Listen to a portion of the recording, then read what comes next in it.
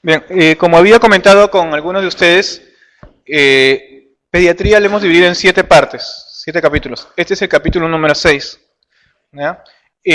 Después de eso ya no va a haber más clases.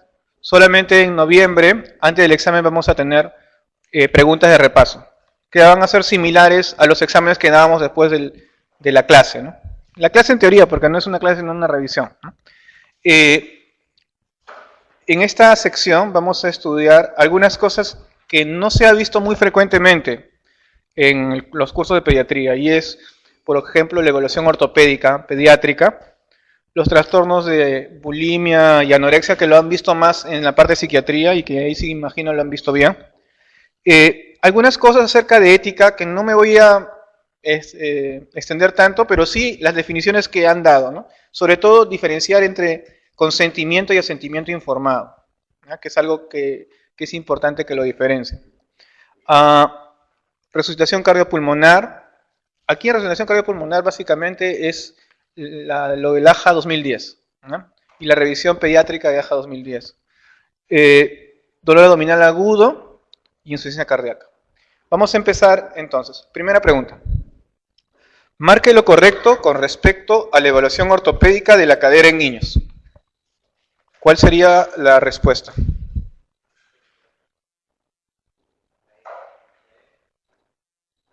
Clave E. A ver.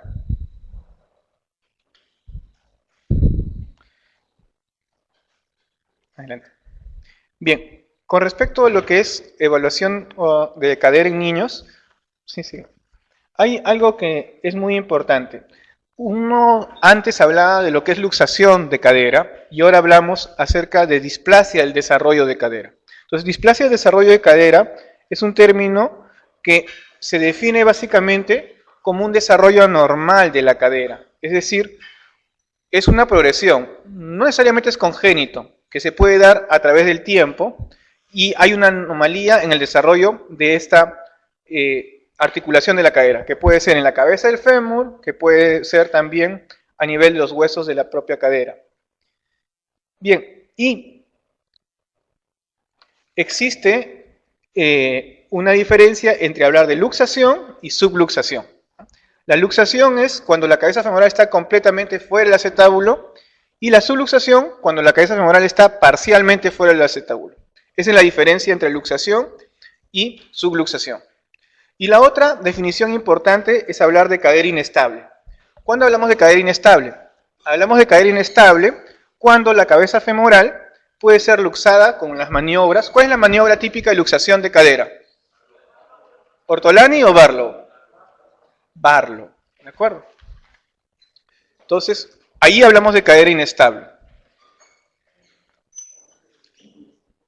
Y la cadera reducible es aquella cadera que puede colocarse en su lugar, pero con maniobras. Entonces, ¿cuál sería lo correcto? Todas, ¿no es cierto? En la luxación, la cabeza femoral está completamente fuera del acetábulo, es correcto. En la cadera inestable, la cabeza femoral puede ser luxada con maniobras, es correcto. La cadera reducible puede colocarse en su lugar con maniobras, es correcto. La displasia es una anormalidad en la forma de los huesos de la cadera, también es correcto. Por lo tanto, la alternativa verdadera es la alternativa E. Todas son correctas. Pregunta 2. Con respecto a la displasia de cadera, marque lo falso. ¿Clave?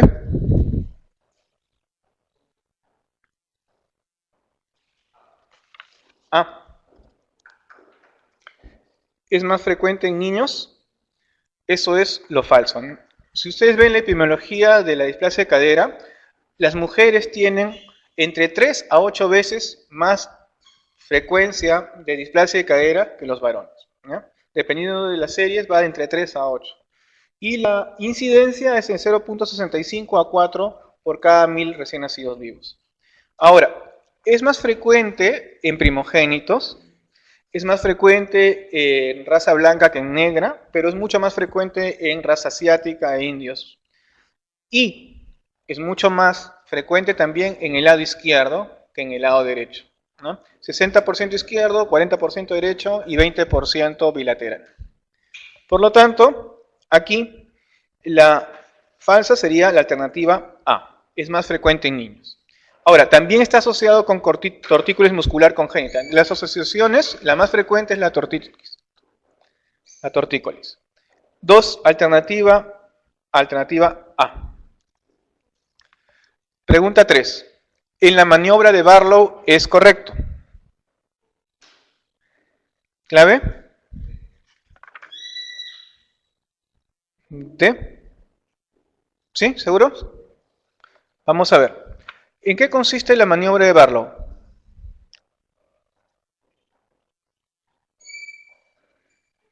¿En qué consiste la maniobra de Barlow? ¿Qué es lo que vamos a hacer en la maniobra de Barlow?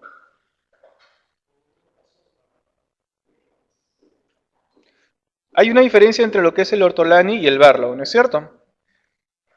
El ortolani, lo que hacemos es poner el pulgar en la región interna del muslo, el índice se posiciona en el trocánter y se abduce, es decir, se abre la cadera y manteniendo una presión en el trocánter. Esto va a originar, llévate eso ahí en la primera para que todos cojan, ¿no?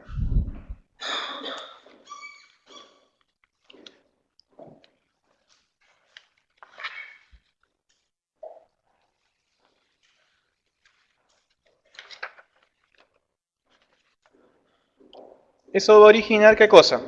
Que la cadera se reduzca o se luxe.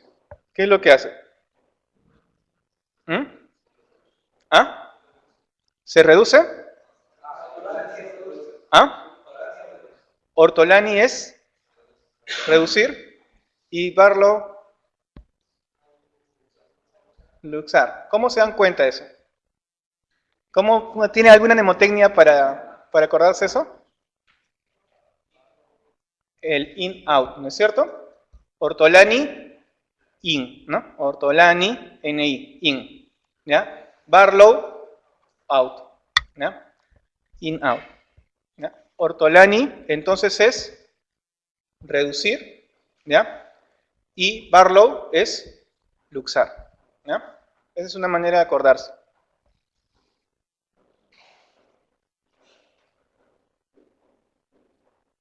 Copiamos. Bien, entonces, en las caderas, en el Barlow lo que hay es caderas en aducción, se da presión en la región posterior de la cadera y se siente un clank, el cual indica que la cadera se subluxa dentro del acetábulo. ¿De acuerdo? Entonces, es mantenerlo para adentro, ¿no? Es hacia adentro. Y, entonces, cuando nosotros pensamos en ortolani, es de reducción. Cuando nosotros hablamos de Barlow, es de luxación. ¿Okay? Parece al revés, ¿no? Porque pareciera que abríamos y al abrir luxamos, pero al abrir estamos reduciendo. Y al contrario, ¿no? Al cerrar luxamos, ¿no? Y pareciera que estuviéramos reduciendo. Muy bien, entonces, la pregunta 3, pulgar en la región interna del muslo, el índice sobre el trocánter, se abduce la cadera y se realiza presión sobre el trocánter. Eso es la maniobra de ortolani, ¿de acuerdo? Se colocan las caderas en aducción y se da presión en la región posterior de la cadera. Ese es el Barlow, ¿ya? Consiste en la reducción de la cadera. ¿Verdadero o falso? Falso, ¿no? Barlow out, ¿no? Es luxación. Se comparan ambas extremidades con flexión de la cadera y la rodilla. ¿Qué maniobra es eso? Cuando comparan ambas extremidades flexionando la cadera y la rodilla. ¿Barlow? No. ¿Saben cómo se llama esa maniobra?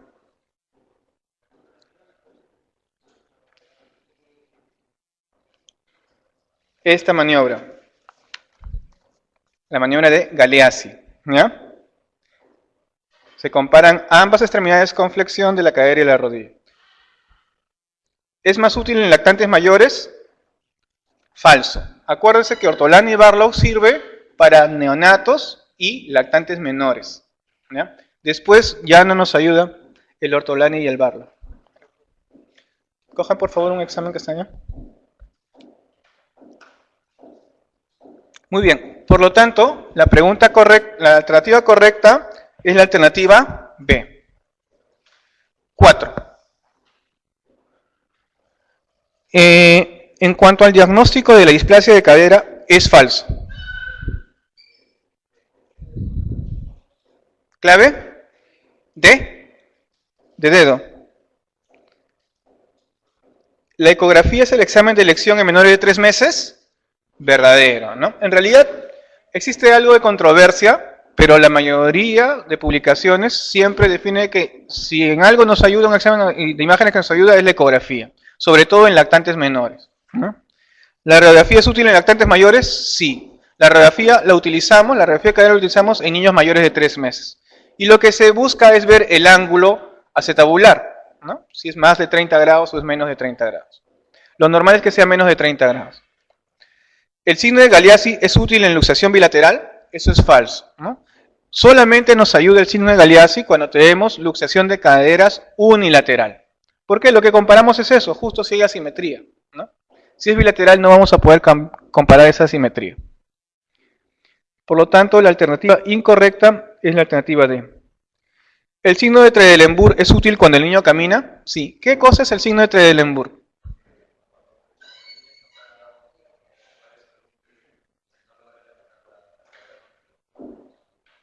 Claro, hay una simetría importante a nivel de los glúteos, ¿no es cierto?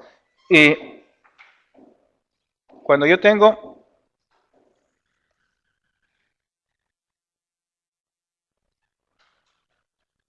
Es diferente evaluar a un niño con sospecha de displasia de cadera en el nacimiento, en los primeros 3 meses de vida, a un niño que tiene displasia de cadera cuando ya camina. Cuando ya camina vamos a tener otra sintomatología. Podemos ver que hay una lordosis lumbar muy marcada, o hay una prominencia en el trocánter mayor, hay una contractura del glúteo medio, hay el signo de Trendelenburg, por eso que hay que buscar el signo de Trendelenburg en niños mayores, en niños que ya caminan, o incremento en la contractura de la aducción o genuvalgo, o acortamiento del miembro con marcha en punta. Y el signo de Trendelenburg es esto, ¿no? Como ya hemos mencionado, hay una insuficiencia de los músculos glúteos y se va a doblar la pelvis hacia arriba sobresaliendo una nalga, ¿no? Al intentar caminar, como decía su compañero, la marcha se va a hacer como cojeante y moviéndose el cuerpo de un lado a otro. Hay una simetría muy importante de la cadera en la marcha, ¿no?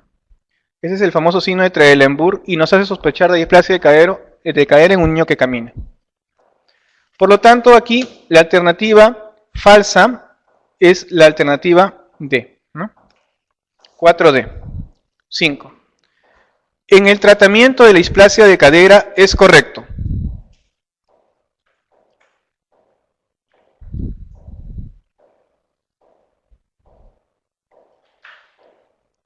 ¿Clave?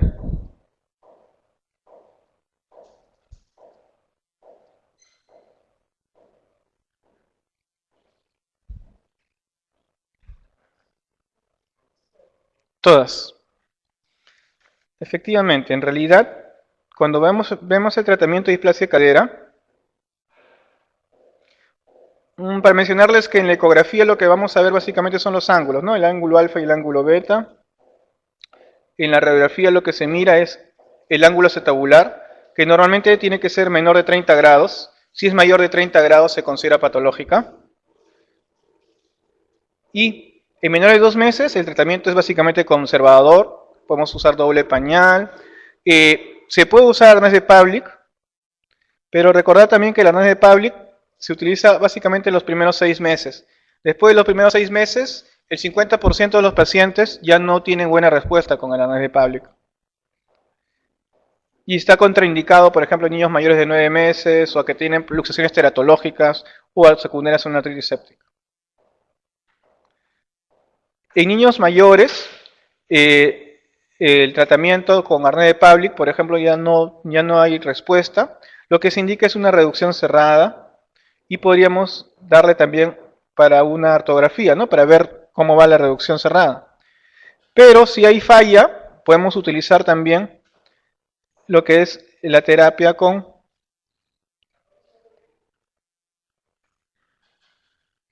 tracción cutánea, ¿no? La tracción cutánea se utiliza 2 a 3 semanas antes de la reducción.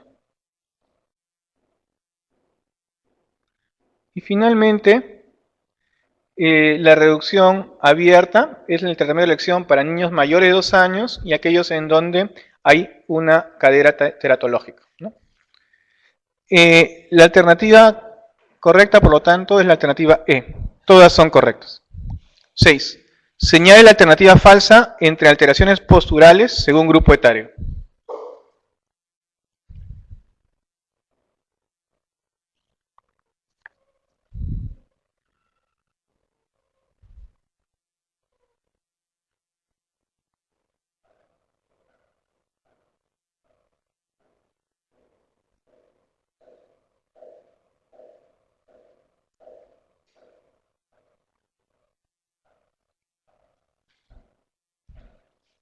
¿Clave?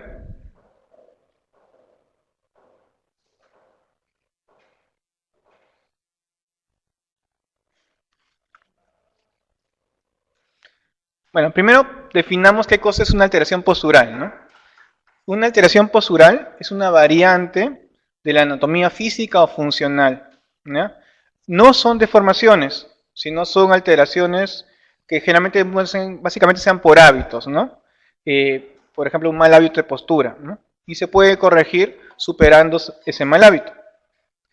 En cuanto a las alteraciones posturales, van a variar de acuerdo a la edad. En el recién nacido podemos tener alteraciones posturales obstétricas o ginecológicas, ¿no? Por posición fetal o congénitas. Y los lactantes también puede haber alteraciones congénitas o insuficiencia motora de origen central, ¿no? Por ejemplo, las paredes cerebrales. En preescolares y escolares hay alteraciones angulares, torsionales, de miembros inferiores o el pie plano. Y en adolescentes van a ser los problemas espinales. Entonces, en recién nacido congénitas es correcto. En lactantes, insuficiencia motora de origen central es correcto. Preescolares, pie plano es correcto. Adolescentes, problemas espinales es correcto. Todas son falsas, es falso. Por lo tanto, esa es la alternativa. ¿Ya? Acuérdense que pueden preguntar de diferentes maneras y tienen que tener una idea de cómo pueden preguntar, ¿no? Porque les preguntan la alternativa falsa, ¿no? ¿Cuál es la falsa? Todas son falsas, es falso. 6E. 7. Señale lo correcto.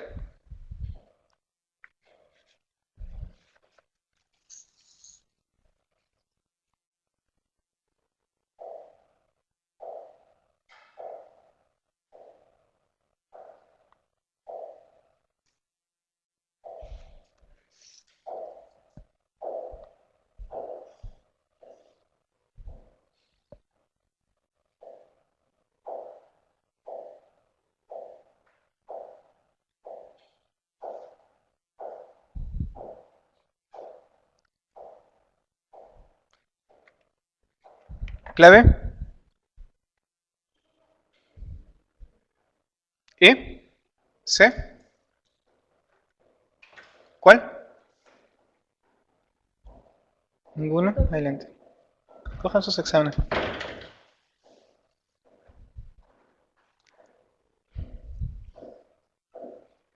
Alternativa C. Vamos a ver. Primero, aquí la pregunta lo que busca es diferenciar todos los conceptos o definiciones que intervienen en las alteraciones posturales del pie, ¿ya? Primero, diferenciar entre lo que es el retropié y el antepié. Retropié es la parte posterior del pie, es decir, el talón. Y el antepié es la parte anterior del pie, es decir, el empeine de los dedos, ¿no? Entonces, eso es retropié y antepié. Pie varo. ¿Qué cosa es un pie varo? Un pie varo es aquel pie en el que el talón mira hacia adentro. Es decir, se dirige hacia adentro, ¿no? O sea, talón hacia adentro, pie varo, ¿ya? Pie valgo, pie en el que el talón mira hacia afuera. Se dirige hacia afuera, ¿no? Entonces, el retropié hacia afuera es pie valgo, ¿ya? Pie aducto. Pie aducto es cuando el antepié se desvía hacia adentro. Pie aducto, antepié hacia adentro. Y pie abducto, cuando el antepié se desvía hacia afuera. Igual, ¿no? aducción, abducción. El aducción y abducción estamos hablando del antepié. En cambio, el varo y el valgo estamos hablando del retropié. ¿Ya? Pie supinado es aquel pie donde la planta del pie mira hacia adentro. Y pie pronado es aquel donde la planta del pie mira hacia afuera. Pie talo es aquel pie fijado en flexión dorsal del tobillo. Es decir, solamente apoya con el talón. O sea, pie equino solo apoya con la punta. ¿Ya? Entonces, acuérdense, van de dos en dos. Retropie y antepié son antípodas, ¿no? Pie varo y pie valgo son antípodas. Pie aducto y pie abducto son antípodas. Y finalmente, pie supinado y pie pronado, también antípodas. Pie talo y pie equino, también son antípodas. ¿Ya? Y el pie sambo es el famoso pie equino, varo, aducto, supinado. ¿Ya? El que tiene todo eso. ¿Ya? Es un pie equino, es un pie equino. ¿Por qué es un pie equino? Porque apunta con los dedos, ¿no? Punta de los pies, apoya con la punta de los pies, ¿no? Luego es un pie varo. ¿Por qué es un pie varo? Porque el talón va hacia adentro o hacia afuera. Miren, pie varo, pie que el talón mira hacia adentro, ¿ya? Pie aducto. ¿Qué es un pie aducto? Que el antepié se desvía hacia adentro, ¿ya? Y pie abducto se desvía hacia afuera, ¿ya? Y supinado, que la planta del pie mira hacia adentro. Entonces, el pie es así, ¿ya? ¿De acuerdo? Muy bien, ahora, volvamos a la pregunta. En el pie varo, el talón se dirige hacia afuera, ¿qué dicen? En el pie varo, el talón se dirige hacia afuera, ¿verdadero o falso? Falso, ¿no? En el pie varo, el talón se dirige hacia adentro. En el pie valgo, el talón se dirige hacia adentro, falso. En el pie valgo, el talón se dirige hacia afuera. En el pie aducto, el antepié se desvía hacia afuera, falso. El antepié se desvía hacia adentro. En el pie abducto, el antepié se desvía hacia adentro, falso. En el pie abducto, el antepié se desvía hacia afuera. Y en el pie supinado, la planta del pie mira hacia adentro, esa es correcta, ¿no? En el pie supinado, la planta del pie mira hacia adentro y en el pie pronado hacia afuera, ¿no? Acuérdense de esos términos que parecen confundir, pero es importante que lo tengan claro, ¿no? Muy bien, por lo tanto, la clave sería la alternativa E. 8. Es falso en cuanto al tratamiento del pie plano.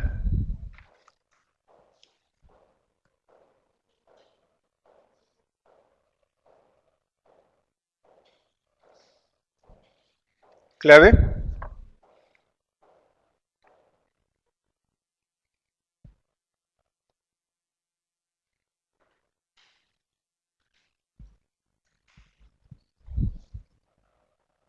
A.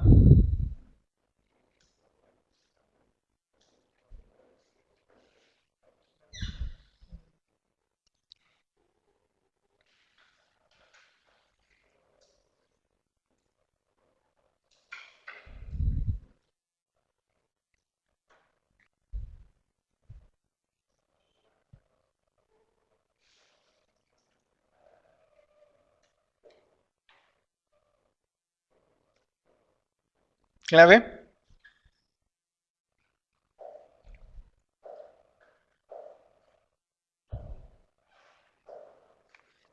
A ver, vamos a ver. Acuérdense de algo muy importante. Cuando veamos problemas de pie plano o problemas al nivel de disfunción del pie, lo que manda es el ángulo calcáneo-astrágalo. Ese ángulo calcáneo-astrágalo siempre debe ser de 40 grados. Si hay una alteración en ese ángulo, entonces vamos a tener alteraciones en el pie. Si, por ejemplo, ese ángulo es mayor de 40 grados, vamos a tener pie plano. Y si ese ángulo es mucho menor de 40 grados, vamos a tener el pie sambo. Estos son los grados de pie plano, desde el grado 1 o leve, el grado 2, el grado 3, donde se apoya toda la planta, y el grado 4, que es el máximo. En general, grado 3 y 4 siempre son quirúrgicos. Y la mejor profilaxis para pie plano es facilitar la marcha a los niños con pies descalzos. ¿Por qué? Porque el problema de pie plano tiene mucho que ver con la laxitud de los músculos. Entonces, al sentir una superficie, va a ayudar mucho a mantener el orden del pie, la curvatura del pie. Las plantillas ortopédicas no se deben utilizar antes de los 3 años de vida. ¿Ya? ¿Por qué? Porque tenemos la chance de que hasta los 2 años se pueda formar el arco del pie. Y las plantillas se deben utilizar exclusivamente para cada pie.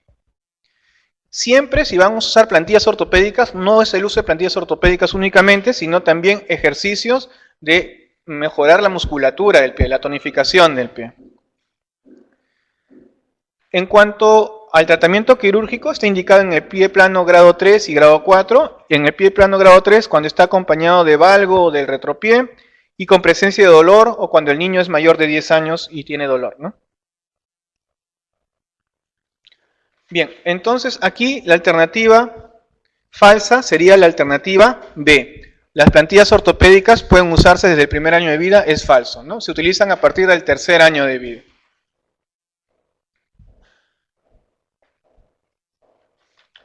Bien, seguimos. Pregunta 9. En cuanto al pie cabo, todo es correcto, excepto.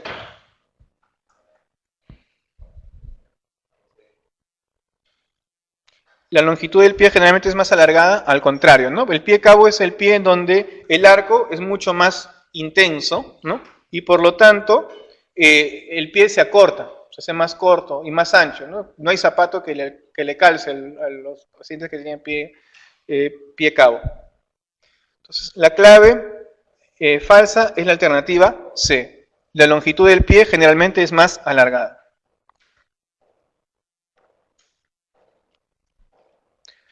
Pregunta 10.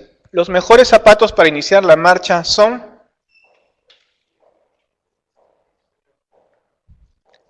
En realidad, para mantener una marcha adecuada, lo que se tiene que hacer es tratar de mantener un soporte lo suficientemente adecuado para que el niño pueda caminar sin problemas de luxación, ¿no? Entonces, si bien no se recomienda usar la fijación del tobillo, es decir, no se recomienda usar botas, sí se recomienda que el taco sea un taco anatómico, es decir, ni completamente plano ni muy alto, sino que tenga un pequeño taquito, ¿no? Un taco anatómico y con una suela inicialmente dura para que pueda tener mayor facilidad. Entonces, la clave de la pregunta 10 es la alternativa D. D. Taco anatómico y suela dura.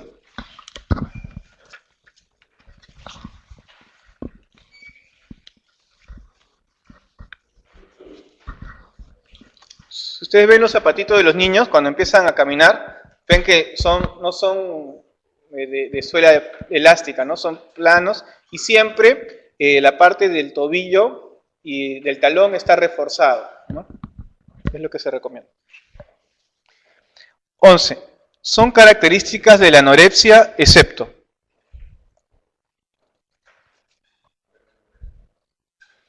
Hipermenorrea, ¿no? ¿Qué característica típica hay en la anorexia y que es parte inclusive de los criterios de SM4? Que es amenorrea, ¿no?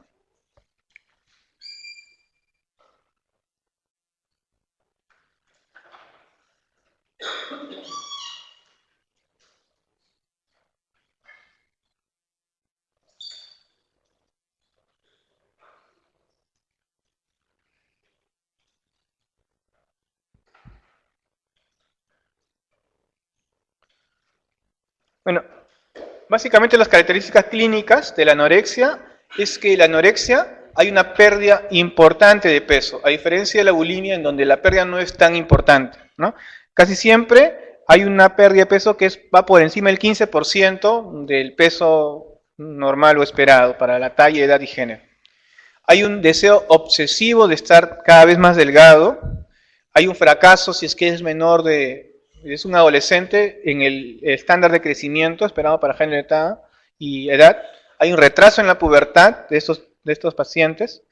Hay amenorrea, definida como al menos 3 ciclos menstruales ausentes. Y hay comportamientos rituales alrededor de las comidas, es decir, cortar las comidas en pequeños pedazos, reordenarse en el plato, etc.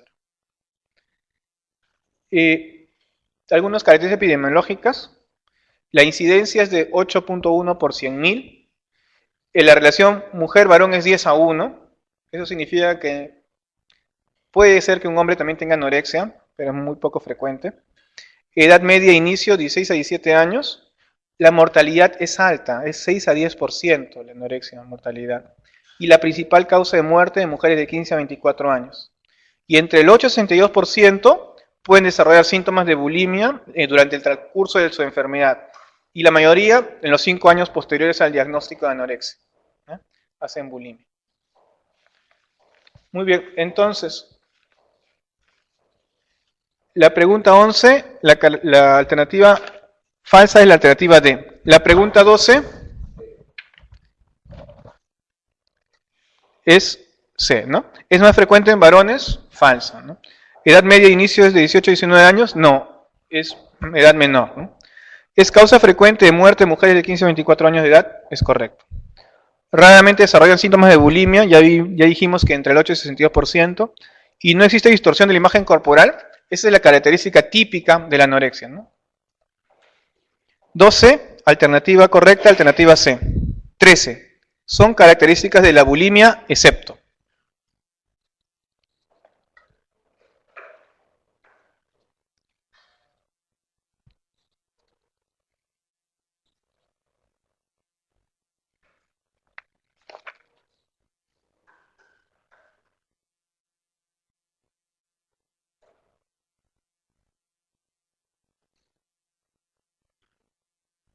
Clave. T. B. D. D o B. E. La C.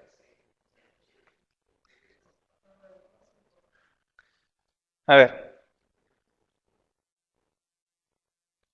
Pues esos son los criterios de SM4R de anorexia, que ustedes lo saben muy bien.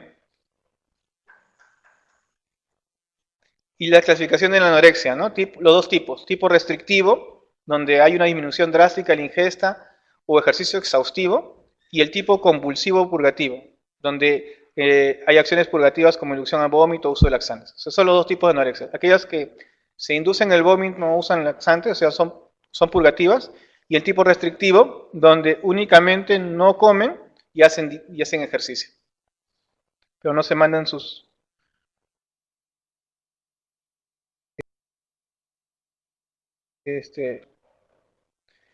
En cuanto...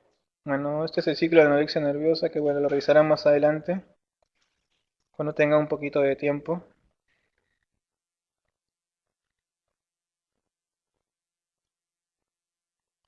En cuanto a la bulimia está caracterizada también por preocupación por la forma y el peso corporal, y existen periodos de dieta y ayuno interrumpidos por episodios de atracones. Esa es la característica más importante, los atracones, ¿no? Y hay una sensación de pérdida de control, o sea, no pueden evitar dar esos atracones. El episodio de atracón es compensado por estrategias purgativas, pero también puede ser por estrategias no purgativas. Y la frecuencia de los atracones es al menos 2 veces por semana durante por lo menos 3 meses. Los pacientes tienden a perder menos peso que aquellos afectados por la anorexia, sin descender debajo del 85%, es decir, menos del 15%. Y algunos pueden tener sobrepeso. Epidemiología, 12 por 100.000, edad media de inicio 18 a 19 años, mortalidad 1 a 3%, menor mortalidad que la anorexia. Muchos casos existen antecedentes de anorexia nerviosa y se ha encontrado asociación con antecedentes de obesidad infantil o en el grupo familiar. Muy bien, entonces, preocupación por la forma y peso corporal, correcto. Periodos de dieta y ayuno interrumpidos por episodios de atracones, correcto. ¿El episodio de atracón es compensado siempre por estrategias purgativas? No. ¿no? Existe en realidad, igual como en la anorexia, que dos tipos de bulimia, ¿ya?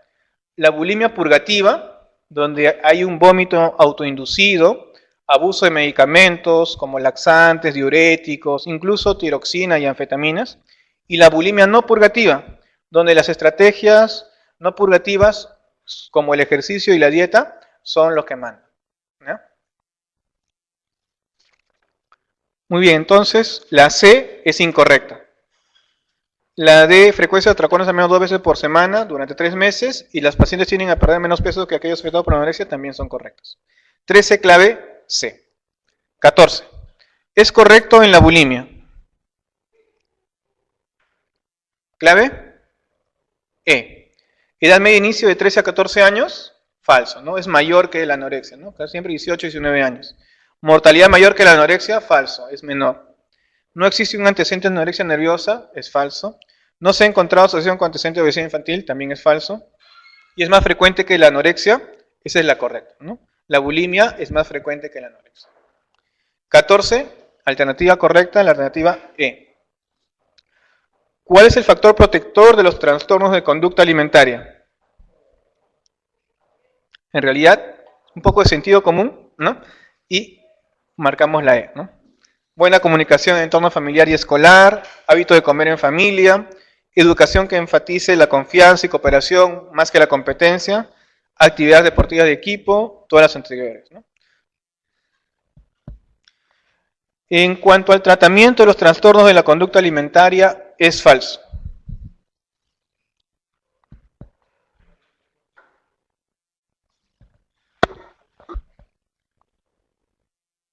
¿Clave?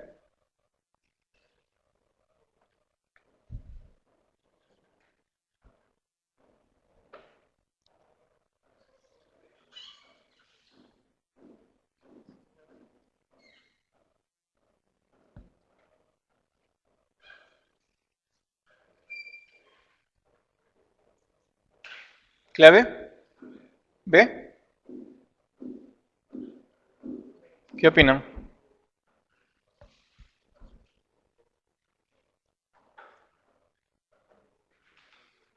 ¿Mm? ¿E?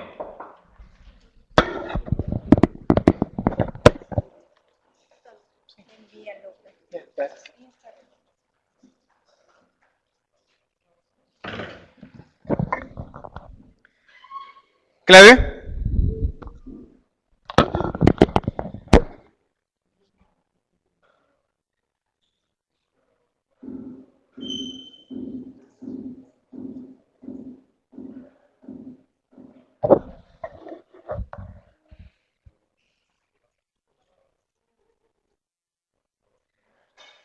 Bien, cuando hablamos de trastorno de conducta alimentaria, estamos hablando de ambos, ¿no? Tanto de bulimia como de anorexia. Y en realidad ambos requieren tratamiento multidisciplinario. Eso implica, requiere alguien que nos ayude con la terapia psicológica. La terapia psicológica más recomendada es la terapia cognitivo-conductual, ¿no? Que puede ser dada en forma individual o también en grupos. Y puede también ayudarnos, sobre todo para adolescentes o púberes, en la psicoterapia familiar, donde hay un grupo familiar que se puede solidificar, ¿no? En adultos es un poco más difícil que la terapia familiar ayude. El apoyo nutricional para evaluar sobre todo los problemas de suplementos vitamínicos, ¿no? Muchas de estas personas no ingieren carnes, no quieren comer, o sea, son estrictamente vegetarianos y hay que ver lo que es la vitamina B12 y todas esas cosas. Y la farmacoterapia, ¿no? La farmacoterapia hay que tener bastante cuidado porque se lanzan muchas medicaciones diciendo que pueden mejorar y cuando uno ve los estudios, muchos de ellos no tienen una evidencia sólida.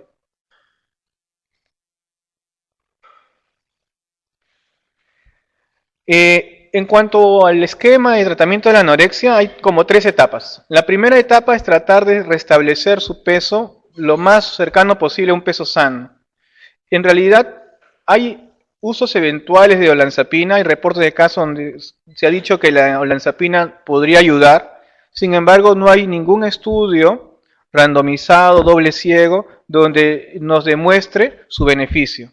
en realidad actualmente no existe una evidencia para ningún tratamiento farmacológico, ¿no? En la etapa 2, lo que hay que hacer es patologías asociadas. Si está asociada a depresión, ¿no? Si está asociada muchas veces a distimia. Y la tercera es tratar de mantener esa mejoría, porque estos pacientes rápidamente pueden tener recaídas, ¿no? Entonces se tiene que mantener la mejoría. En cambio, para la bulimia sí existe un tratamiento de elección, ¿no? Que es la fluoxetina. La fluoxetina es el único fármaco aprobado por la FDA para tratamiento de bulimia, pero se usa a dosis altas, ¿no? 60-80 miligramos. También está viendo cada vez más el uso de topiramato, aunque todavía no ha llegado a ser el tratamiento de elección. Muy bien, entonces, con esto, ¿cuál sería la alternativa correcta? El tratamiento multidisciplinario, correcto.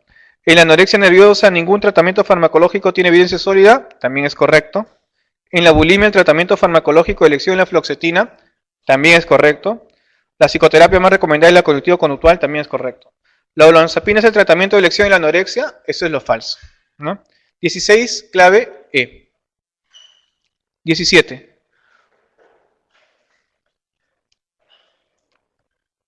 ¿Cuál no es uno de los 4 principios básicos con los que se rige la ética médica? Bueno, eso ya deben saberlo. Todos los años llevan curso de ética, así es que mínimo, ¿no? Eso, la solidaridad, ¿no? Los 4 principios son no maleficencia, justicia, autonomía y beneficencia. Y de esos 4, los 2 más importantes, ¿cuáles son? La no maleficencia y...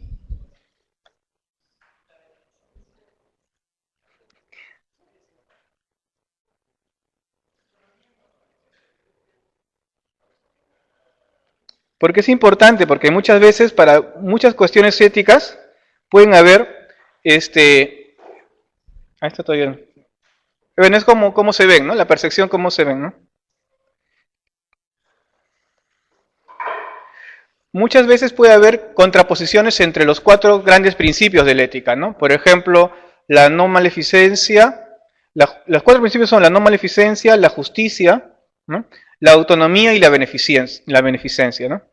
Entonces, por ejemplo, ¿en qué consiste la no maleficencia? La no maleficencia consiste en que no debemos hacer daño, ¿no? A las personas, primum non nocere, ¿no?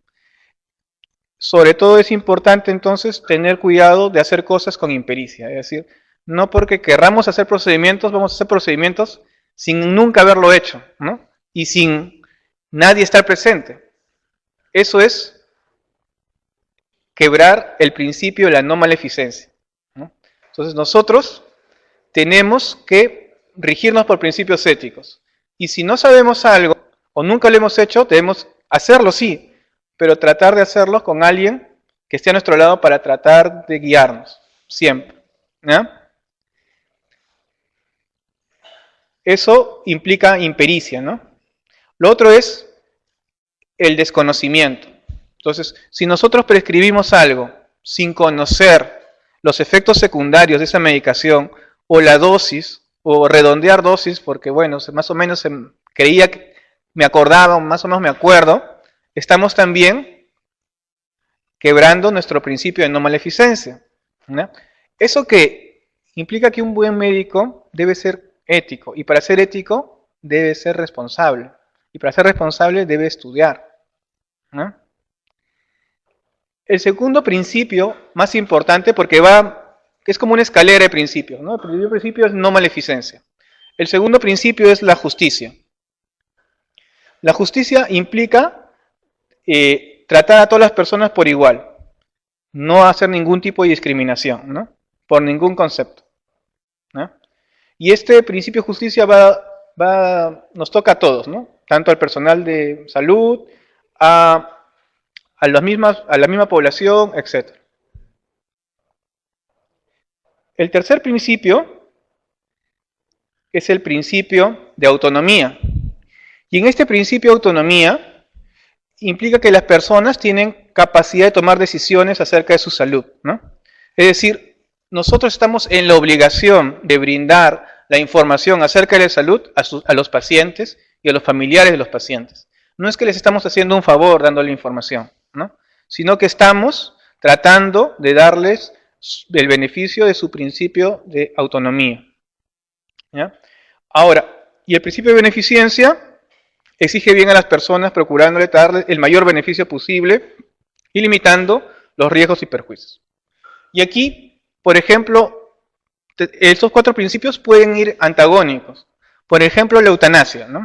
La eutanasia es algo que siempre se ha conversado y se ha discutido y tiene que ver con 2 principios, ¿no? Un principio que es el principio de no maleficencia y el otro principio que es el principio de autonomía. Pero si nos regimos por la valoración de los principios, los 2 principios más importantes, ¿cuáles son? No maleficencia y justicia. ¿Ya? ¿Ya? Entonces, por esa razón todavía se sigue considerando a la eutanasia como algo que no se recomienda con respecto a la ética. No voy a hablar acerca de si debe ser o no debe realizarse. Simplemente estamos revisando los principios éticos. ¿Y cuál es la justificación?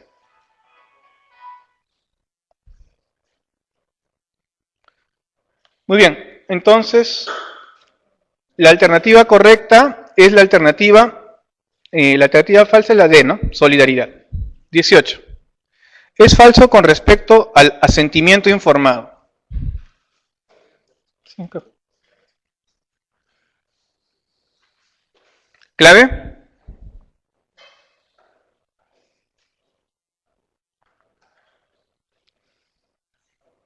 Alternativa C, ¿no? Justo les había puesto ahí. Hay que diferenciar entre lo que es el consentimiento informado y el asentimiento informado. ¿Cómo diferenciamos el consentimiento informado del asentimiento informado? El consentimiento informado se realiza a una persona que tiene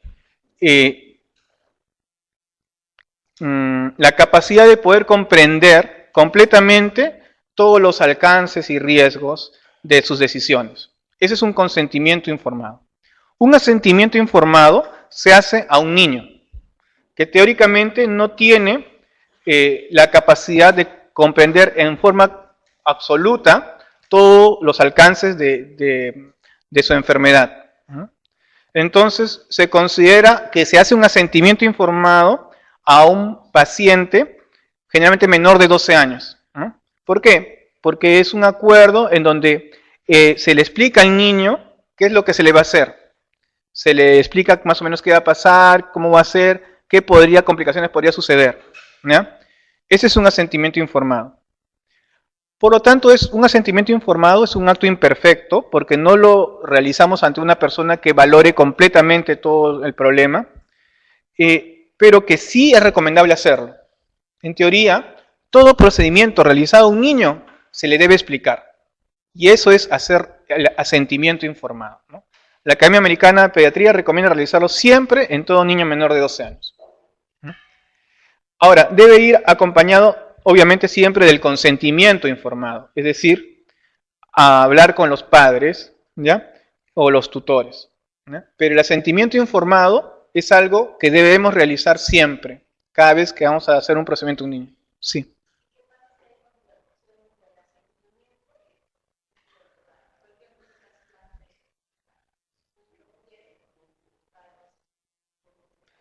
Ahí tiene alguna cosa que se llama, rige el principio de la no maleficencia.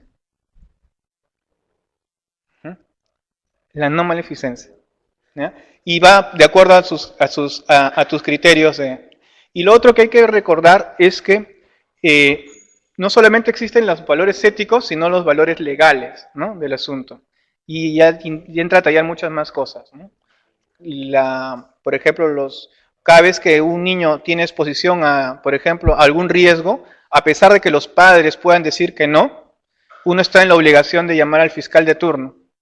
¿No? Pero eso ya va fuera de todo lo que es el marco ético, ¿no? Sino lo legal, que es otro nivel. Aquí básicamente vamos a hablar de las cuestiones éticas, nada más. No nos piden más cosas. ¿No? Eso es el asentimiento informado. Y obviamente el asentimiento informado siempre va con el consentimiento. Muy bien, entonces la alternativa incorrecta aquí sería la alternativa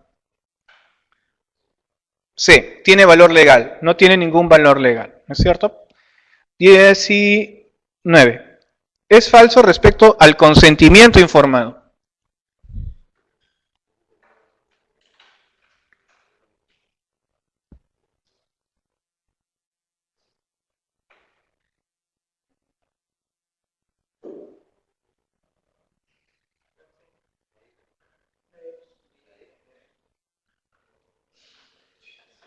Ah, no, aquí ha habido un error, ¿no? Es diferente al asentimiento informado, debe decir, ¿no? La alternativa E debe decir es diferente al asentimiento informado. La falsa es la alternativa C. Es sinónimo del formulario escrito de consentimiento. Eso es falso. Uno puede hacer consentimiento informado y no firmar ningún papel. ¿No?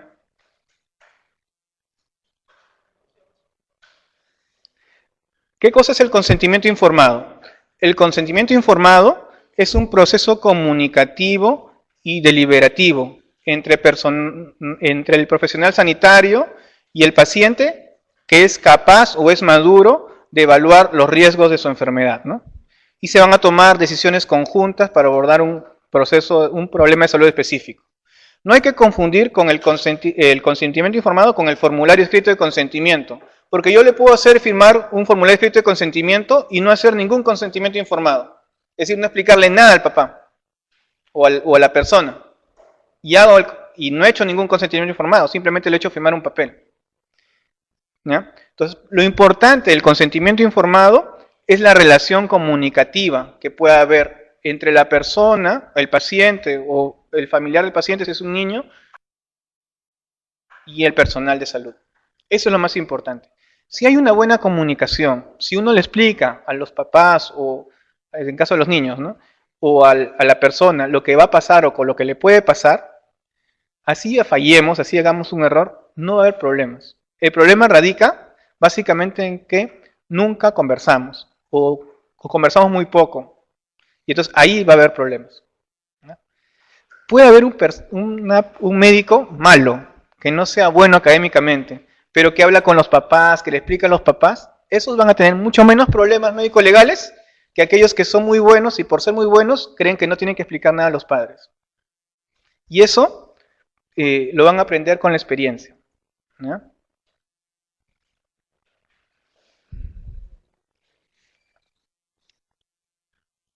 A ver, la pregunta 19 entonces, la alternativa incorrecta es la alternativa C. 20. Es falso con respecto a la obstinación terapéutica.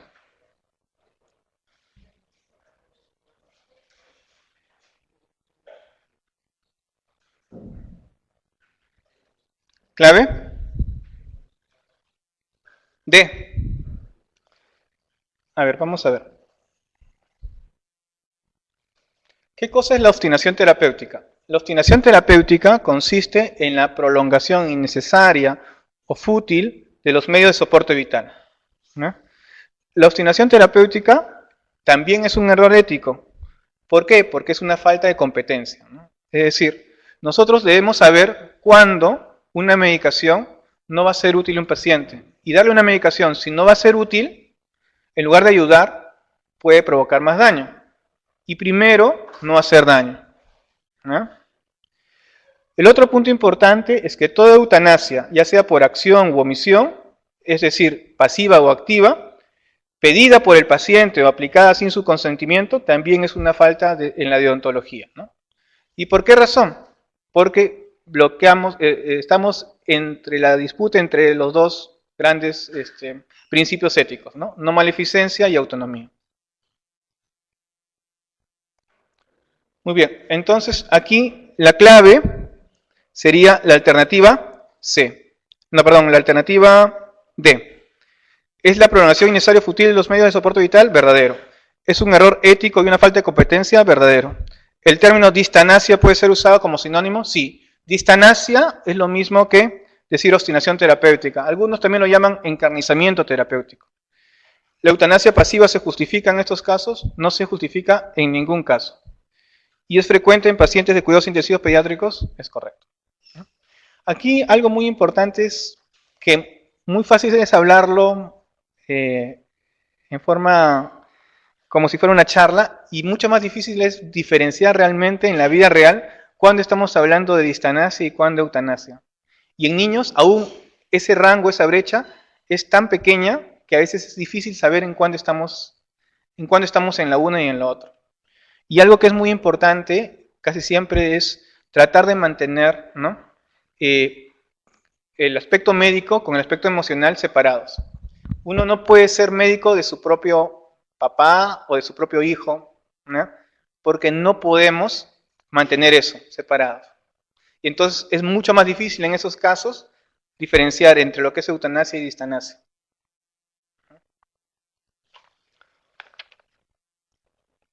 Muy bien. Entonces vamos a la pregunta 21. Usted está examinando a un lactante de 6 semanas, con antecedentes de tos, dificultad respiratoria creciente de 2 días de evolución. El lactante parece alerta. Tiene retracciones intercostales y externales de leves a moderadas. Aleteo nasal durante la inspiración. Usted no escucha ruidos anormales durante la inspiración, pero al auscultar el tórax nota sibilantes bilaterales. Algún ronquido ocasional durante la expiración. La piel del lactante está rosada. ¿Cuál de las siguientes afirmaciones es verdadera?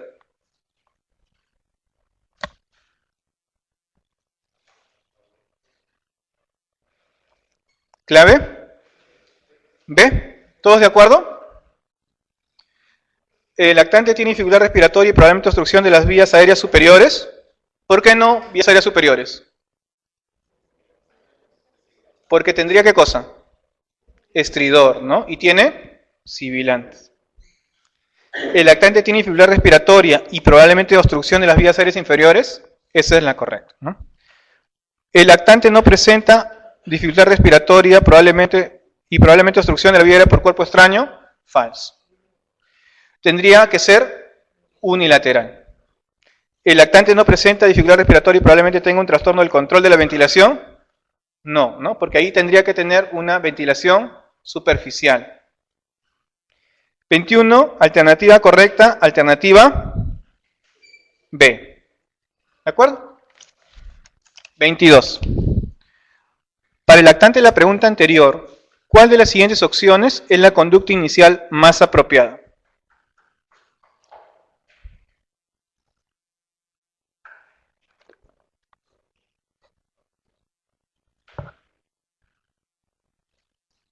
¿Clave?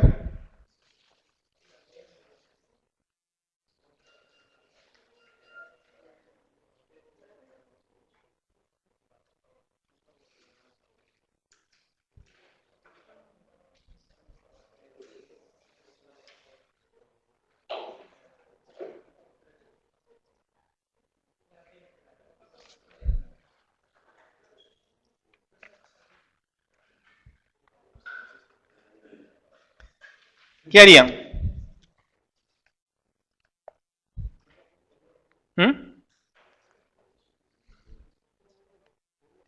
Lo primero que hay que hacer es vigilar básicamente cuánto es su oxigenación, ¿no? Cuánto es su saturación, ¿no? Si está saturando bien, obviamente no requiere oxígeno. Pero si desatura, va a requerir oxígeno. ¿Ya? Esto es algo bien importante. Está rosadito. Yo tengo un paciente con una hemoglobina en 7 y tiene una saturación de 80%. ¿Estará rosadito? ¿Sí o no? Sí. ¿Por qué?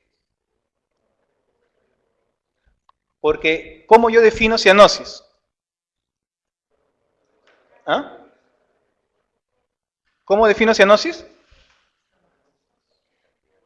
Fisiología. Hemoglobina reducida mayor de 5 miligramos por decilitro. Si tengo hemoglobina en 7, creen que por más hipóxico que esté, va a llegar a tener 5 de hemoglobina reducida. Imposible. Por lo tanto, va a seguir rosadito. Y se te va a morir rosadito, ¿no? ¿No? Entonces, hay que tener en cuenta eso. O sea, que esté rosado no significa que no tenga hipoxia, ¿no? Entonces, aquí la clave es la alternativa C, ¿no? Administración de oxígeno, ¿no? En realidad, deberíamos nosotros ponerle, sí, saturación por debajo de 90%, pero era demasiado obvio si se ponía así, ¿no? ¿Ya? 22, clave C.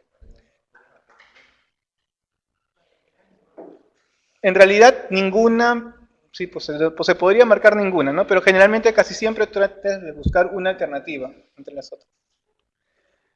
23. Un niño de 5 años con anemia drepanocítica. ¿Cuál es anemia drepanocítica? Okay. Presenta fiebre y taquipnea. Lo llaman para atender al niño, pues la madre está preocupada porque la dificultad respiratoria se agrava. En el examen inicial, usted ve a un niño ansioso, con respiraciones trabajosas y rápidas, aleteo nasal y ronquido. El niño está recibiendo oxígeno a 3 litros por minuto por cánula nasal, y la oximetría de pulso indica una saturación de oxígeno del 85 al 88%. Los pulsos periféricos son rápidos y saltones. La frecuencia cardíaca es de 135 latidos por minuto y la presión arterial 92,45. Al auscultar el tórax, usted escucha un murmullo vesicular bilateral adecuado y estertores húmedos bilaterales. El niño tiene un ritmo cardíaco rápido pero regular y un soplo sistólico eyectivo intenso. ¿Cuál de las siguientes afirmaciones describe con máxima exactitud la dificultad respiratoria del niño?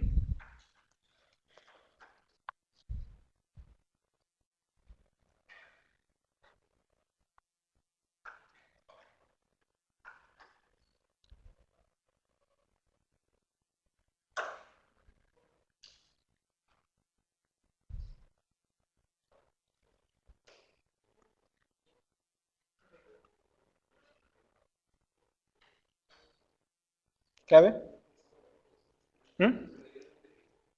¿Vías aéreas superiores? ¿Inferiores? ¿Ah? ¿D? A ver, ¿qué cosas son estertores húmedos? ¿Ah? ¿Igual a roncantes? Sucrépitos, ¿no es cierto? ¿Ya? ¿Qué más? ¿Qué les llama la atención del paciente?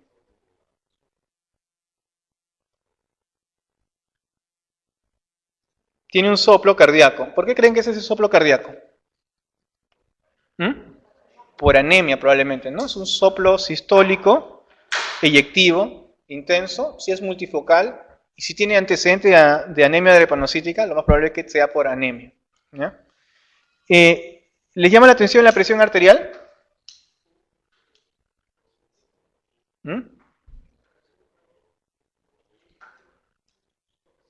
¿Sí o no?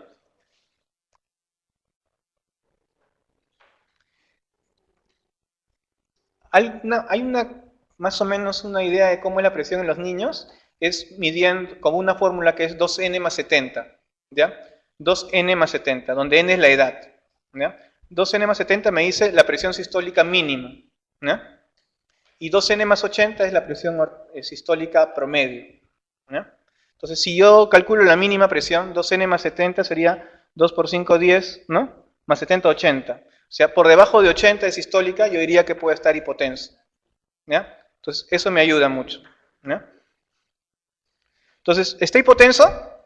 No. ¿Está taquicárdico? Sí, ¿no es cierto? Uno va viendo la frecuencia cardíaca y para esa edad, por encima de 120 latidos por minuto, está taquicardia, ¿ya? Está taquicárdico. ¿Está hipóxico? Sí, ¿no? A pesar del oxígeno está hipóxico. Ahora, ¿tiene silbidos? Ya. ¿Tendría obstrucción de vía aérea inferior? Si no tiene sibilantes. No. Vía superior tampoco.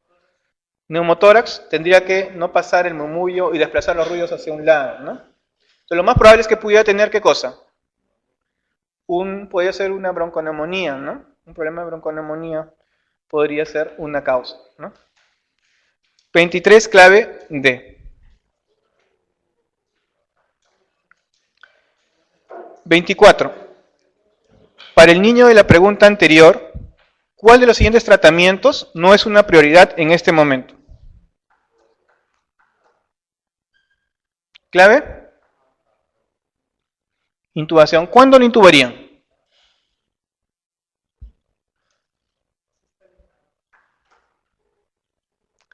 ¿Cuándo lo intuban? Si baja menos de 85 la saturación.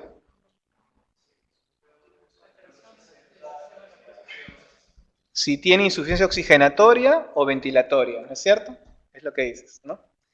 Entonces, si tiene insuficiencia oxigenatoria o ventilatoria, ahí requiere intubación, ¿no?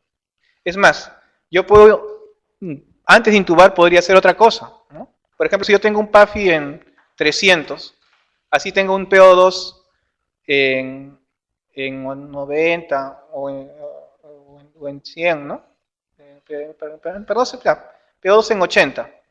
Yo tengo un PAFI en 200, ¿no? O se va bajando mi PO2. Una de las posibilidades que puedo hacer es ventilación no invasiva, antes de llegar a la intubación, para no intubarlo, ¿no? Puedo utilizar un CPAP. Bien, entonces aquí, ¿cuál no sería una prioridad? La intubación endotraqueal inmediata. Sí.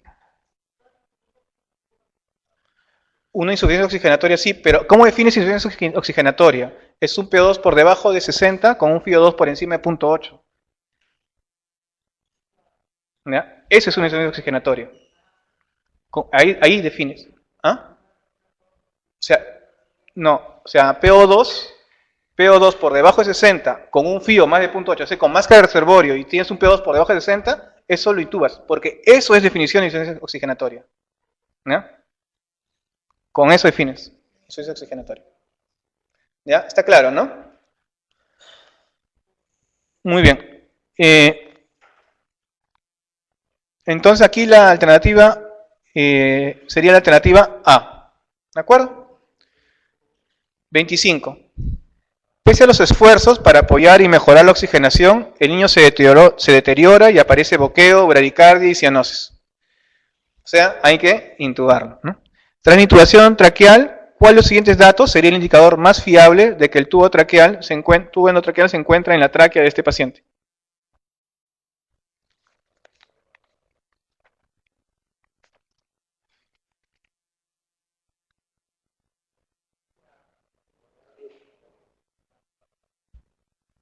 Clave D. Según el consenso del 2010, lo que se tiene que tener idealmente siempre es un capniógrafo, ¿ya? Y eso es algo muy importante que ha cambiado, ¿ya?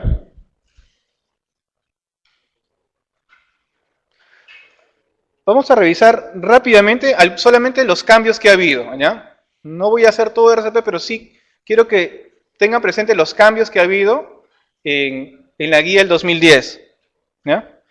El primer cambio que ya todos ustedes saben es la secuencia, ¿no? La secuencia ABC se ha cambiado por la secuencia CAB, ¿ya? Entonces, eso es importante, ¿ya? Ese es el primer gran cambio. Por favor, el American Heart Association 2010 está gratuito, está libre en Google. Revísenlo, ¿ya? Eso sí deben revisarlo, ¿ya? Esto básicamente es solamente los cambios que ha habido, ¿ya? Entonces, el primer gran cambio, CAB en lugar de ABC. O sea, eso es un cambio importantísimo. Nos ha cambiado todos los esquemas mentales, ¿ya? Es más, hasta muchas preguntas he tenido que rehacerlas, porque este cambio es un cambio que ha demorado mucho, que ha habido bastante inclusive discusión, pero al final se ha aceptado. ¿Por qué razón? Porque antes primero se había la vía aérea y luego de dar ventilaciones recién se verificaba el pulso, ¿no? Ahora, la RCP debe comenzarse con 30 compresiones. Cualquier reanimador único o con 15 compresiones para reanimación de lactantes y niños efectuada por 2 reanimadores en lugar de 2 ventilaciones.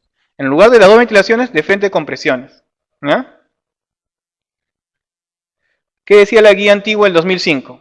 La reanimación cardiopulmonar se inicia con la apertura de la vía aérea, la administración de 2 ventilaciones, antes de las compresiones torácicas. Hasta ahí estábamos todos. ¿Cuál es el motivo? Si bien la mayoría de los paros cardiorrespiratorios en niños es por asfixia, en lugar de paro cardíaco primario, la mayoría de los niños no reciben RCP por parte de un testigo presencial, es decir, un neófito que no sabe nada, no hace nada en un niño porque no sabe cómo abrir la vía aérea. Entonces, de modo que cualquier estrategia que preserve la posibilidad de que llegue sangre a los tejidos vitales puede salvar vidas. Y en teoría, esta nueva secuencia solo debe retrasar la ventilación de rescate aproximadamente 18 segundos, que es el tiempo que se demora en hacer 30 compresiones. O si hay dos rescatadores menos, porque es la mitad, ¿no? Sería 9 segundos. Bueno, profundidad de la compresión torácica. Básicamente las compresiones torácicas deben ser eficaces. Los reanimados deben comprimir al menos 1/3 del diámetro anteroposterior del tórax. Esto equivale a 4 centímetros en lactantes y 5 centímetros en la mayoría de los niños. Antes, solamente decía, se recomienda comprimir el tórax con suficiente fuerza para hundir el tórax en 1/3 y la mitad del diámetro anteroposterior. Bueno, motivos básicamente porque estudios radiológicos en el tórax sugieren que no sea posible comprimir hasta la mitad del diámetro anteroposterior, sino un poco menos. En cuanto a la secuencia, observar, escuchar y sentir la respiración, que antes siempre decía, te acercas, observas, escuchas, sientes, eso ya se ha eliminado del RCP, ¿ya? ¿Por qué? La nueva secuencia empieza de frente con la compresión torácica y se practica RCP si el lactante o el niño no responde y no respira o está jadeando, boqueando, y se comienza con las compresiones, CAB. Lo otro que hay es menos énfasis en la comprobar el pulso. Solamente nos debemos demorar 10 segundos para tratar de comprobar el pulso. Si no lo encontramos en 10 segundos, igual empezamos las compresiones, ¿no?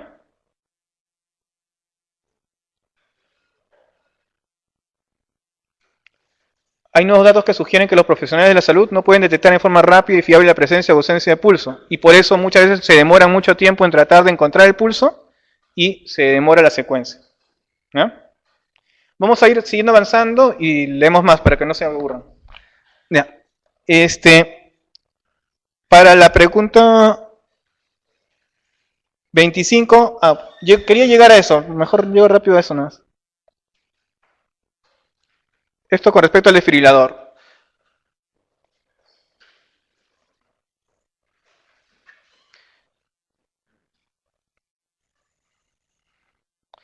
Esto es lo que decía las recomendaciones para la monitorización del CO2 exhalado. En la guía de la 2010 dice que para confirmar la posición del tubo endotraqueal en lactantes y niños con un ritmo cardíaco de perfusión en todos los ámbitos, ya sea prehospitalario, servicio de urgencia, unidad de cuidados intensivos o quirófano, debe usarse el CO2, ¿no? El capniógrafo, ¿no?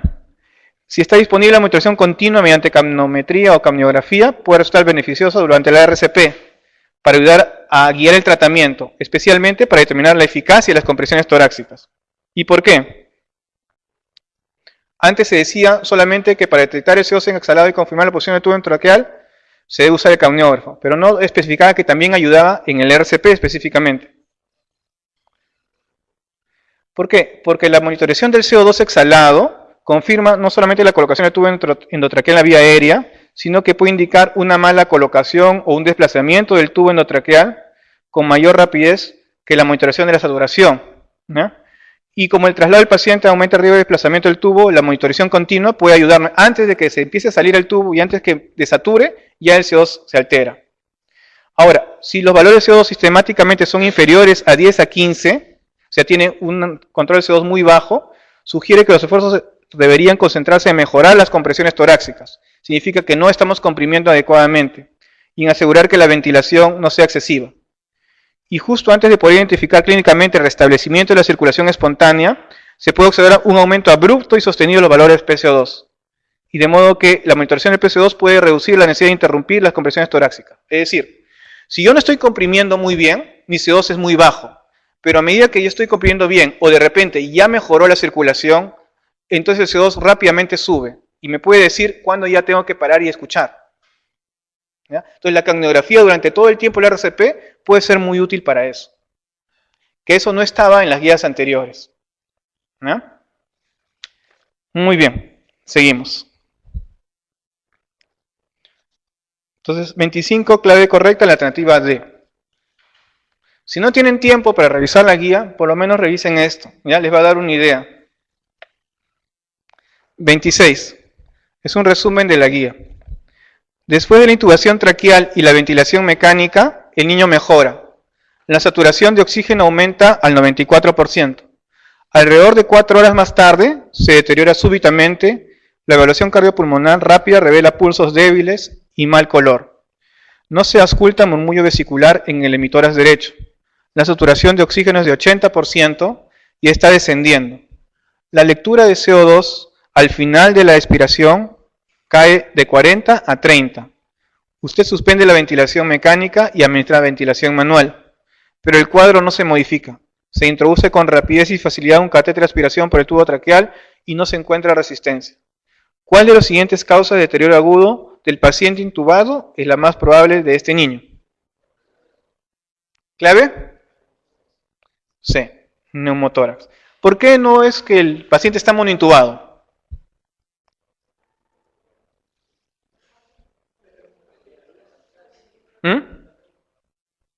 ¿Qué? El capnógrafo marca y marca menos. Y además, cuando esté monointubado, ¿hacia dónde se monointuba un paciente? Hacia la derecha, ¿no es cierto? Y si yo escucharía el murmullo, ¿en qué pulmón lo escucharía? En el lado derecho. Y en el lado izquierdo no escucharía nada. ¿Qué dice ahí? No se ausculta en el lado derecho. Por lo tanto, es muy poco probable que sea una monointubación. ¿Obstrucción del tubo endotraqueal? ¿Obstrucción del tubo? Pasa el tubo, ¿no es cierto? Pasa la sonda, ¿no? Pasado la sonda fácilmente, no está obstruido, ¿no? Falla el equipo, porque manualmente también lo hemos hecho y sigue igual. Entonces lo más probable es que sea un neumotórax. Y es muy frecuente, ¿no? Sobre todo a presiones altas. 26, clave C. 27. ¿Cuál de las siguientes afirmaciones sobre los efectos de la epinefrina durante el intento de reanimación es verdadera?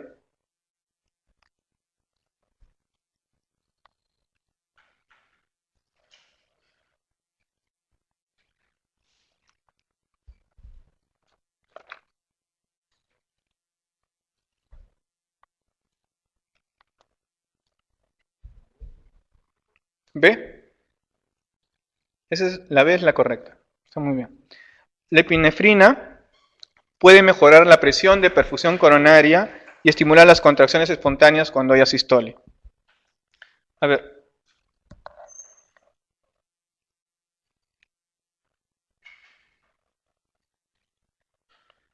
Vamos a saltearnos esto y vamos a ir...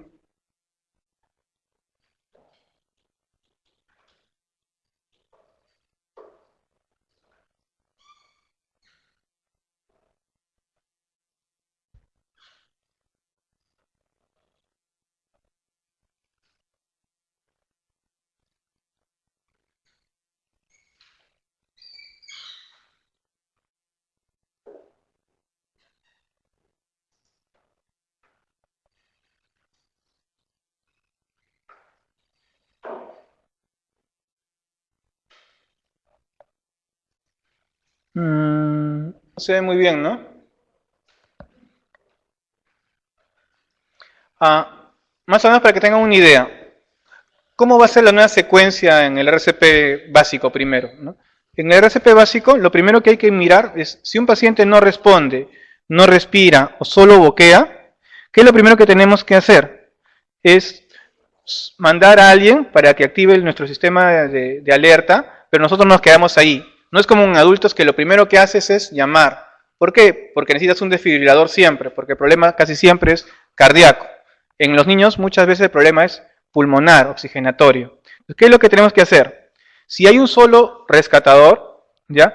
para un colapso súbito, lo que hay que hacer primero es verificar si tiene pulso o no tiene pulso. ¿De acuerdo? Durante 10 segundos. Entonces, veamos si tiene pulso. Si el pulso está completo, está definido, entonces hay que dar respiraciones cada 3 segundos. ¿De acuerdo? Pero si no hay pulso, entonces de frente vamos a las compresiones. Nada que abrir la vía aérea, escuchar, sentir, de frente compresiones. ¿Ya? ¿Cómo son las compresiones? Si es un solo rescatador, va a ser 30 compresiones y 2 respiraciones, es la secuencia. Y si son 2 rescatadores, son 15 compresiones y 2 respiraciones. ¿Ya?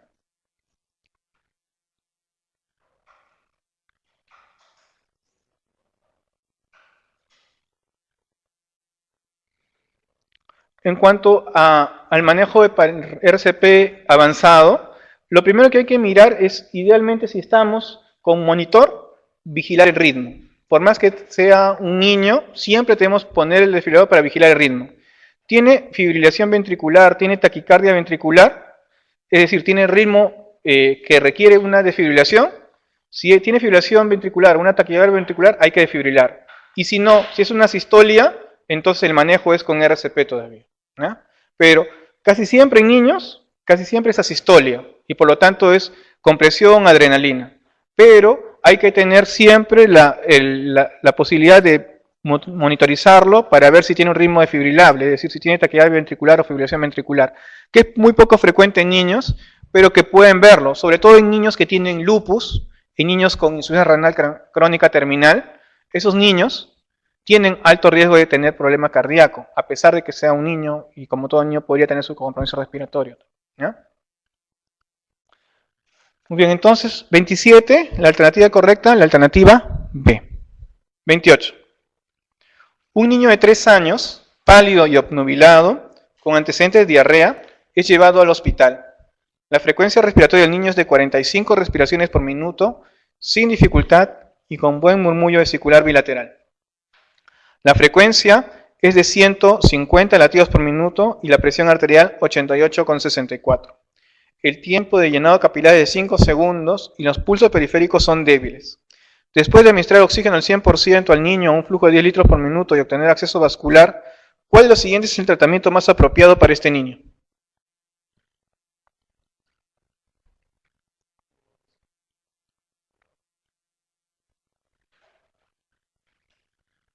¿Clave?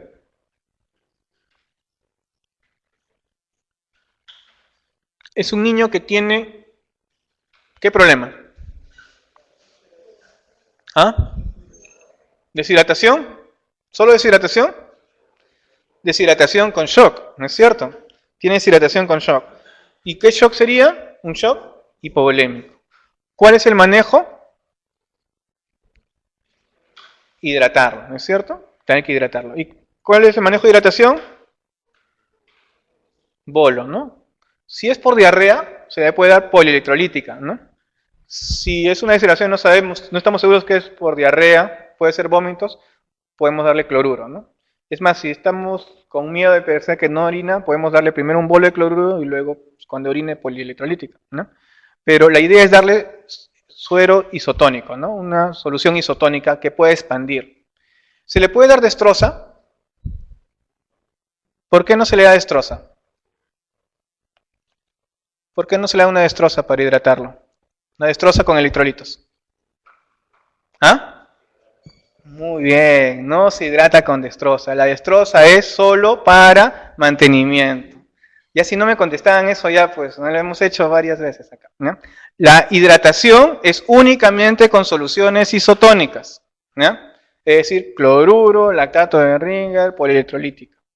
Destroza más electrolitos no es isotónica. ¿Por qué? Porque la destroza no tiene tonicidad, ¿no? ¿Cuántos han estado en la parte de terapia hidroelectrolítica? Poquitos, ¿no? Ya. Bueno, por lo menos revisen las presentaciones anteriores. ¿Eh? No se pueden quejar de que no hemos revisado todos los temas. Hemos revisado todos los temas. Que no hayan estado es otra cosa. ¿Eh?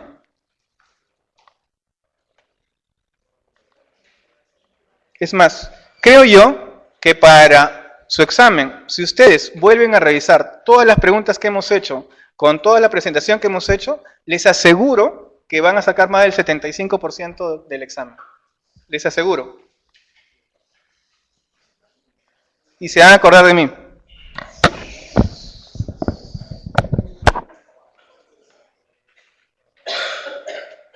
Algo tengo que decir para que se estimulen a estudiar. Ya. Así sea mentira. No, pero no, verdad, es verdad. 29. Está atendiendo a un niño de 3 años que presenta arritmias ventriculares e hipotensión profunda, después de ingerir la medicación de su abuela para la presión arterial, un bloqueante de canales de calcio. Después de establecer acceso intravenoso, se prepara para administrar un bolo de líquido. ¿Cuál de los siguientes bolos de líquido será el más apropiado para este niño?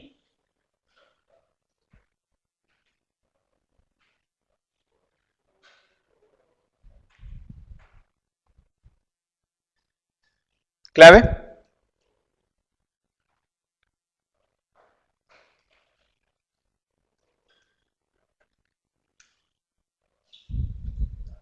¿La A? ¿Seguros? ¿Cuánto es el bolo de cloruro de sodio en niños? 20 C por kilo, excepto en neonatos y compromiso cardiológico, que es 10 C por kilo. ¿Ya? Entonces, la clave sería, alternativa B.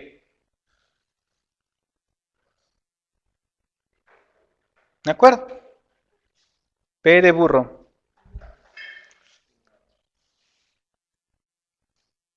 (30) ¿Cuál de las siguientes afirmaciones describe mejor la ventaja del acceso intraóseo respecto de otras técnicas de acceso vascular rápido en el shock descompensado?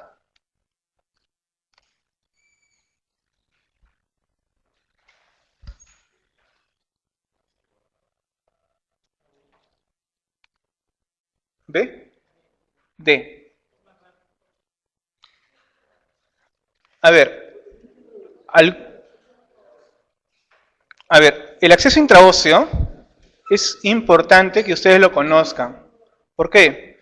Porque muchas veces estamos ante un paciente en donde tiene shock, está deshidratado, sus venas están colapsadas y no hay manera por donde colocar una vía. Y encontrar a alguien que sepa colocar un acceso venoso central, sobre todo si están en provincias, es dificilísimo. Y acá mismo es difícil, ¿no? Entonces, la mejor manera de encontrar un acceso en niños rápido y que no se colapsa, porque eso sí es verdad, ustedes pueden tener colapso de vías periféricas, ¿por qué? Por la redistribución de flujo. Pero en la misma redistribución de flujo hace que la sangre que esté en la médula ósea se mantenga. O sea, no hay colapso en la médula ósea. Y eso es algo que debemos siempre tener presente. Por lo tanto, es muy importante saber realizar una punción intraósea. Siempre en su stock, en su loncherita de stock, debe haber una brándula 14. ¿Ya? ¿Para qué sirve esa brándula 14? Para las intraóseas. ¿Ya? Entonces, ¿cómo hacer una intraósea? ¿Dónde se hace la intraósea? Tuberosidad anterior de la tibia. 2 centímetros por debajo y por dentro de la cara interna de la tibia, ¿no es cierto? Ese es el lugar de punción más accesible, adecuado para la intraósea. Realmente, para hacer punción intraósea, existe una aguja de punción intraósea especial, que es gruesa, de metal, donde las astillas no se pueden meter, ¿no? Y no se obstruye fácilmente. En nuestro país no hay esas agujas de punción intraósea, ¿no? Es más, hay hasta pistolas de punción intraósea, ¿no? Una pistola de punción intraósea y entra, y queda ahí, ¿no? Se conecta el equipo de venoclisis y lo puedes usar hasta por 3 o 4 horas. Nosotros lo único que tenemos más apropiado para hacer eso es una brándula 14. Y a veces ni siquiera tenemos brándula 14 y se hace con aguja 18. Pero, a ver, El problema de la aguja 18 es que se obstruye fácilmente y esa intraósea no les dura ni 20 minutos, muchas veces. ¿Ya? Entonces, la bránula 14 dura mucho más tiempo, les puede durar entre 1 hora, ¿no?, a 30 minutos. ¿Cómo hacer el procedimiento? Hay que colocar la aguja en forma perpendicular sin movimiento rotatorio. La teoría, cuando uno tiene la aguja de punción intraósea, es justo decir, haga movimiento rotatorio. Pero como tenemos una bránula, que es un calibre pequeño, siempre las astillas se van a quedar ahí. Entonces lo que queremos es presionar en forma constante, pero sin hacer movimiento rotatorio para tratar de evitar la formación de la aguja, ¿no? Y hasta que se sienta, como cuando hacen aspirado de médula ósea, se sienta un clic igualito, ¿no? Entran y jalan, ¿ya? Una vez que tienen eso, aspiran un poco la médula, ¿ya?, para ver eso, y pueden utilizar la misma sangre para bioquímica, porque sirve como para bioquímica, pueden usarlo para cultivo también, ¿no? Y una vez que hacen eso, meten el salino que quieran, ¿no? Muy bien, entonces aquí la alternativa correcta, la pregunta 30, es la alternativa D. 31. Un niño de 3 años, inconsciente y apneico, es traído al servicio de urgencias. Los técnicos de emergencia que lo trasladan le dicen que el niño perdió el pulso al llegar al hospital. El niño está recibiendo RCP con ventilación con presión positiva mediante bolsa, mascarilla y oxígeno al 100% y compresiones torácicas. Usted confirma que hay apnea y que la ventilación produce un murmullo vesicular y una expansión torácica bilaterales.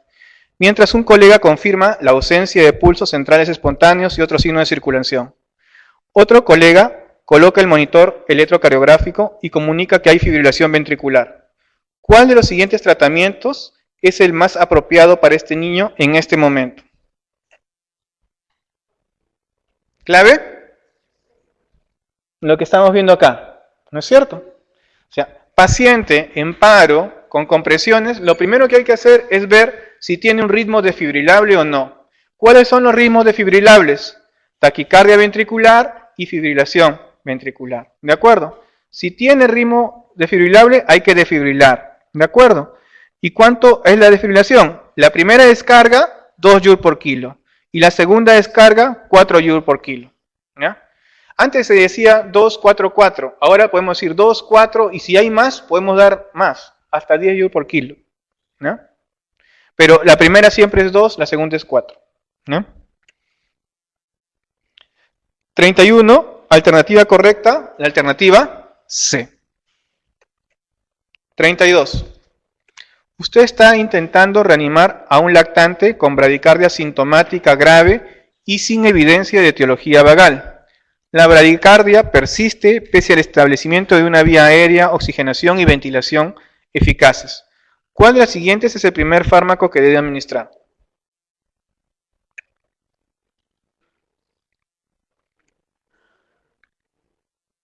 ¿Clave? ¿Ah? ¿Atropina? La atropina sirve cuando hay problemas de etiologías vagales, ¿no? Atropina vasovagal. Si no hay evidencia de etiología vagal, la indicación es adrenalina, ¿ya? Epinefrina. 32, clave D. 33. ¿Cuál de las siguientes afirmaciones describe mejor los factores más comunes que contribuyen al paro cardiorrespiratorio en lactantes y niños?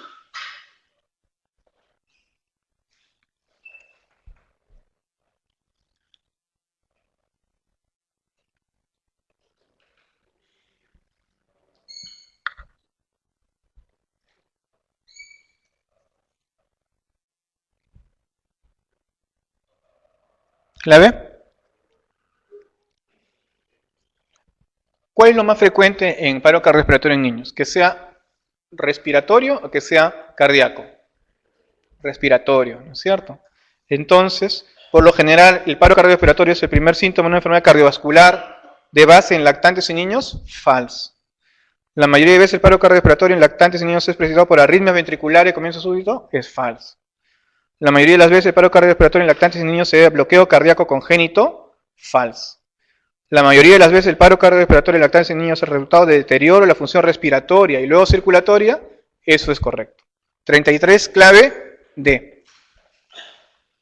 34. Un lactante de 18 meses ha ingerido el analgésico narcótico de su tía. Es llevado al servicio de urgencias porque su madre dice que está letárgico y no respira bien. ¿Cuáles son las primeras cosas que usted debe controlar durante la evaluación cardiopulmonar rápida de este niño?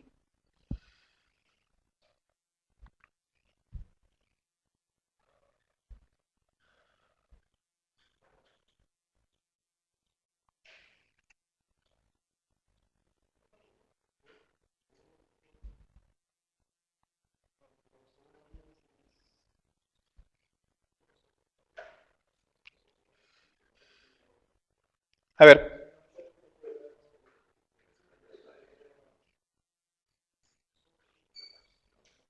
¿Qué es lo primero que tenemos que hacer?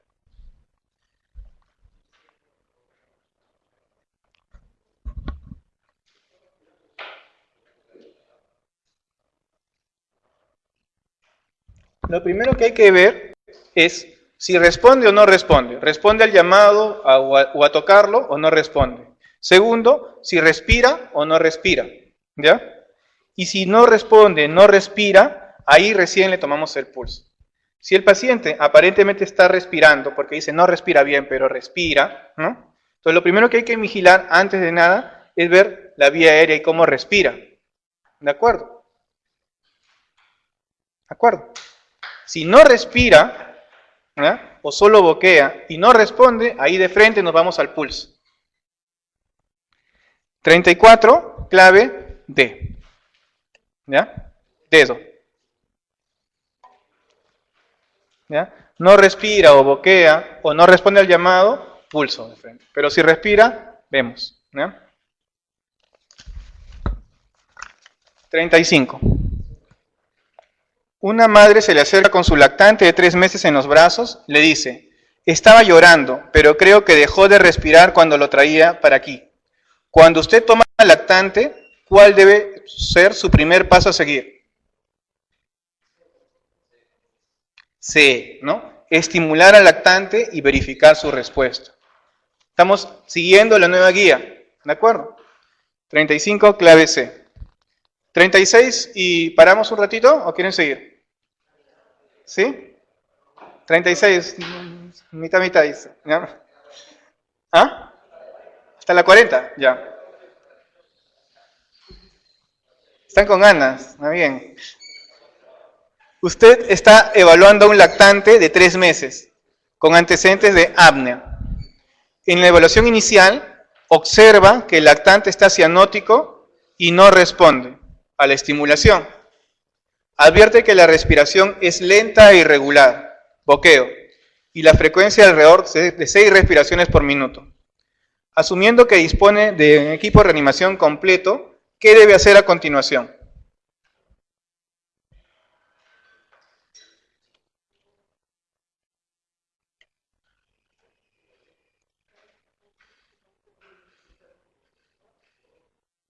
Clave B.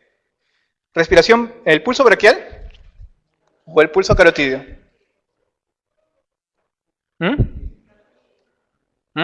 Carotídeo, ¿seguros? ¿O braquial? ¿Por qué no carotídeo en un niño de 3 meses? Porque el cuellito es chiquitísimo, ¿no? Es imposible de hacer pulso carotídeo en lactantes.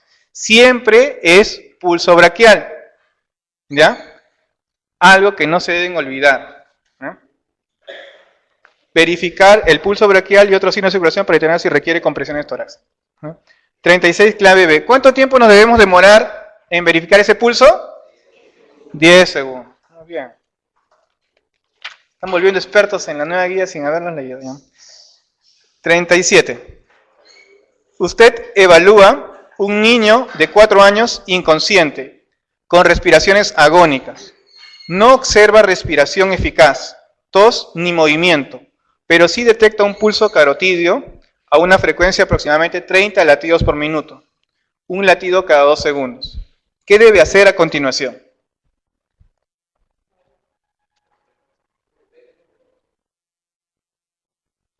¿Clave? Pero si tiene pulso. ¿Ah? ¿Cuánto debemos tener de frecuencia cardíaca para empezar latido, para empezar este masaje? En neonatos menor de 60, ¿no? Un niño con mucho menos ya tendríamos que empezar, ¿no? Generalmente por debajo de 60 latidos por minuto uno debería empezar compresiones. ¿Ya? ¿Cómo es la relación para las compresiones? 32 o 15,2 con 2, perfecto. Y eso básicamente me da alrededor de 100 compresiones por minuto. ¿Ya? Eso es lo que debo llegar, a 100 compresiones por minuto. 37, clave D. La última ya, porque ya me cansé. Usted está intentando evaluar los signos de circulación de un lactante de 3 meses. El lactante está inconsciente y no presenta respiración eficaz, tos ni movimiento. ¿Dónde debe palpar el pulso de un lactante inconsciente? En el pulso braquial. Bueno, ya fue una pregunta. 38, clave C. Listo. Continuamos en 10 minutos.